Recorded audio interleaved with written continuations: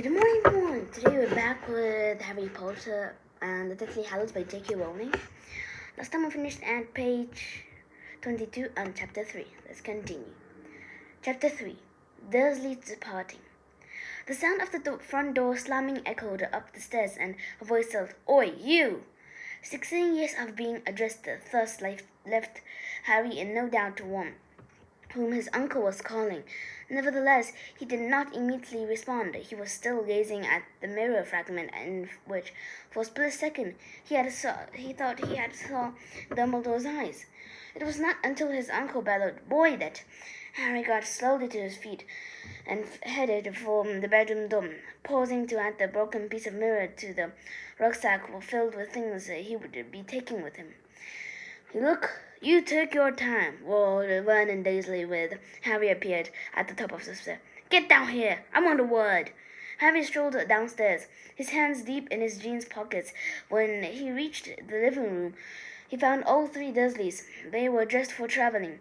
Uncle Vernon in a fawn zip-up jacket, Uncle Petunia to a neat salmon-colored coat, and Dudley, Harry's larger, blonde, muscular cousin, in his leather jacket. "Yes?" asked Harry. "Sit down," said Uncle Vernon. Harry raised his eyebrow. "Yes," added Uncle Vernon, wincing slightly as though the word was sharp in his throat. Harry sat. He thought he knew what was coming. His uncle began to pace up and down, Aunt Petunia and Dudley following his movements with anxious expressions. Finally, his large purple face crumbled with concentration. Uncle Vernon stopped in front of Harry and spoke. "I've changed my mind," he said. "What a surprise," said Harry. "Don't you take that tone," began Aunt Petunia in a shrill voice, but Vernon Dursley gave her down. "It's all a lot of claptrap," said Uncle Vernon, glaring at Harry with picky little eyes. "I've decided I don't believe a word of it. We're staying put. We're not going anywhere." Harry looked at his uncle and felt a mixture of exasperation and amusement. Vernon Dursley had been changing his mind ever, repacking the car with every change of heart. Harry's favorite moment had been the one when Uncle Vernon, unaware that Dudley had added his dumbbells to his case, since last time it had been unpacked, had attempted to hoist it back into the boot and collapsed with roars of pain and much swearing. "According to you," Vernon Dursley said now, and resuming his pace up and down the living room, "we, Petunia, Dudley, and I, are in danger from some of my lot." "Right," said Harry. "Well, I don't believe it," repeated Uncle Vernon, coming to a halt in front of Harry again. "I was awake half the night thinking it all over, and I believe it's a plot to get the house." "The house?" repeated Harry. "What house?" "This house!" shrieked Uncle Vernon, the vein in his forehead starting to pulse. "Our house! House prices are skyrocketing around here.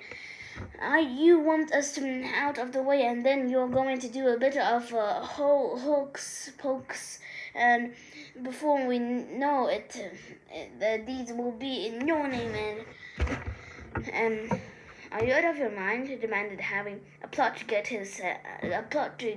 this house? Are you actually as stupid as you look?" "Don't you dare!" squealed Aunt Petunia, but again Vernon waved her down. Slights on his personal appearance were, it seemed, as nothing to danger he had spotted. "Just in case you've forgotten," said Harry, "I've already got a house. My godfather let me one. So why would I want this one? All the happy memories?" There was silence. Harry thought he had rather impressed his uncle with this argument. "You claim," said Uncle Vernon, starting to pace yet again, "that this Lord thing—" "Voldemort," said Harry impatiently, "and we've been through this about 100 times already. This isn't a claim, it's fact. Dumbledore told you last year, and Kingsley and Mr. Weasley." Vernon Dursley hunched his shoulders angrily, and Harry guessed what his uncle was attempting to ward off recollections of the re-announced visit. A few days into Harry's summer holidays of two fully grown wizards, the arrival on the doorstep of Kingsley Shacklebolt and Arthur Weasley had come as a most unpleasant and shock to the Dursleys. Harry had to admit, however, that as Mr. Weasley had once demolished half of the living room, this reappearance could not have been expected to delight Uncle Vernon. Kingsley and Mr. Weasley claimed it all as well. Harry pressed on remorselessly. Was I'm 17, the protective charm that keep me safe will break. And that exposes you as well as me. The Order is sure Voldemort will target you, whether to torture you to try and find out where I am, or because he thinks be holding you hostage I'd come and try to rescue you. Uncle Vernon and Harry's eyes met. Harry was sure that in an instant they were both wondering the same thing. Then Uncle Vernon walked on and Harry resumed. You've got to go into hiding. The order was to help. You're being offered serious protection, and the best there is. Uncle Vernon said nothing, but continued to pace up and down slowly outside. The sun hung low over the privet hedges. Next door, neighbor Longmore was startled again. I thought there was a Ministry of Magic, asked Vernon Darcy. Abruptly. There is, said Harry, surprised. Well then, why can't they protect us? It seems to me that, as innocent victims, guilty of nothing more than harboring a marked man, we ought to qualify for government protection. Harry laughed. He could not help himself. It was very typical of his uncle to put his hopes in not help himself. It was so that he despised and mistrusted. You heard what Mr. Weasley and Kingsley said, Harry replied. We think the ministry had been infiltrated. Uncle Vernon trotted to the fireplace and back, breathing so heavily that his great black mustaches ripped, his eyes still purple with concentration. All right, he said, stopping in front of Harry yet again. All right, let's say, for the sake of argument, we accept this protection. I still don't see why we can't have the Kingsley bloke. Harry managed not to roll his eyes, but with difficulty. This question had also been just half a dozen times. As I have told you, he said through gritted teeth, Kingsley is protecting your Prime Minister. Exactly, he's the best, said Uncle Vernon, pointing in the blank television screen. The Dursleys had spotted Kingsley on the news, walking along and discreetly behind the Muggle Prime Minister as he visited a hospital. This and the fact that Kingsley had mastered a knack in his slow, deep voice had caused the Dursleys to take to Kingsley in a way they would. They're certainly not done with any other wizards, although it was true that they had never seen him with his earring in. Well, he's taken, said Harry, but Hestia Jones and the Dallas Diggle are more than up to the job. If we'd ever seen CVs, began Uncle Vernon, but Harry lost patience. Getting to his feet, he advanced on his uncle, now pointing at the TV set himself. These accidents aren't accidents. The crashes and explosions and the derailments and whatever else has happened since we watched the news. People are disappearing and dying, and he's behind it. Voldemort. I've told you this over and over again. He kills muggles for fun. Even the fogs. They're caused by Dementors. And if you can't remember what they are, ask your son.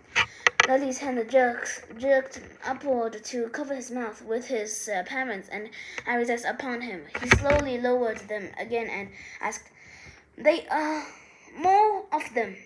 More, laughed Harry. More than the two that attacked us, you mean? Of course there are. There are hundreds, maybe thousands by this time, seeing as they feed off fear and despair.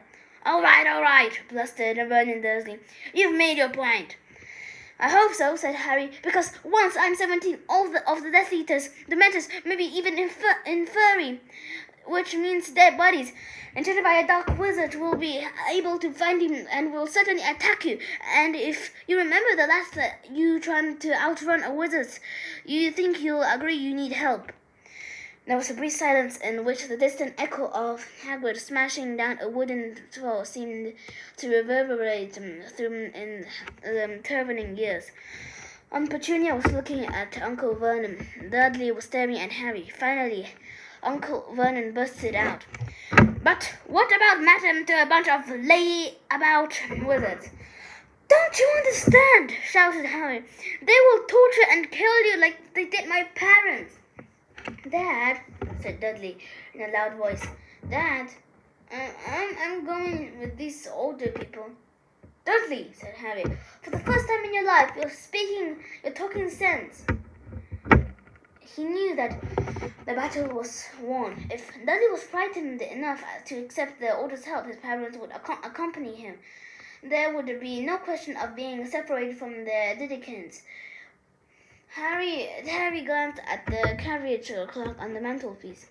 "They'll be here in about 5 minutes," he said, and when none of the Dursleys replied, he left the room. The prospect of parting, probably forever, from his aunt and uncle and cousin was one of that he was able to contemplate quite cheerfully, but there was nevertheless a certain awkwardness in the air. "What did you say to one at the end of the 16th year?" "Solid dislike?" Back in his bedroom, Harry fiddled aimlessly in his rucksack, then poked a couple of owl nuts through the bars of Hedwig's cage. "We're leaving soon, really soon," Harry told her, "and then you'll be able to fly again." The doorbell rang. Harry hesitated, then headed back out of his room and downstairs. It was too much to accept Hestia and Daedalus to cope with the Dursleys on their own. "Harry Potter!" squeaked an excited voice. The moment Harry had opened the door, a small man in a waver's top hat was sweeping him a deep blow. "And on as ever!" "Thanks, Daedalus," said Harry, bestowing a small embarrassed smile upon the dark-haired Hestia. "It's really good to you to do this. They're through here, my aunt and uncle and cousin." "Good day to you, Harry Potter's relatives," said Daedalus happily, striding into the living room. The Dursleys did not look all happy to be addressed thus. Harry half expected another change of mind. Dudley shrank nearer to his mother at the sight of the witch and the wizard. "I see you're packing it already. Excellent! The plan, as Harry has told you, is a simple one," said Daedalus, pulling an immense pocket watch out of his waistcoat and examining it. "We shall be leaving before Harry does, due to the danger of using magic in your house. Harry being still underage, it could prove the ministry will an excuse to arrest him. We shall be driving, say, 10 miles or so before disappearing to the safe location we have picked out for you. You know how to drive, I take it?" he asked Uncle Vernon politely. "Know how to? Of course, I ruddy well know how to drive," spluttered Uncle Vernon. "Oh, I think we'll leave it there for tomorrow, guys. We'll see you next time. Hope you enjoyed it. Don't forget, like, subscribe. Bye.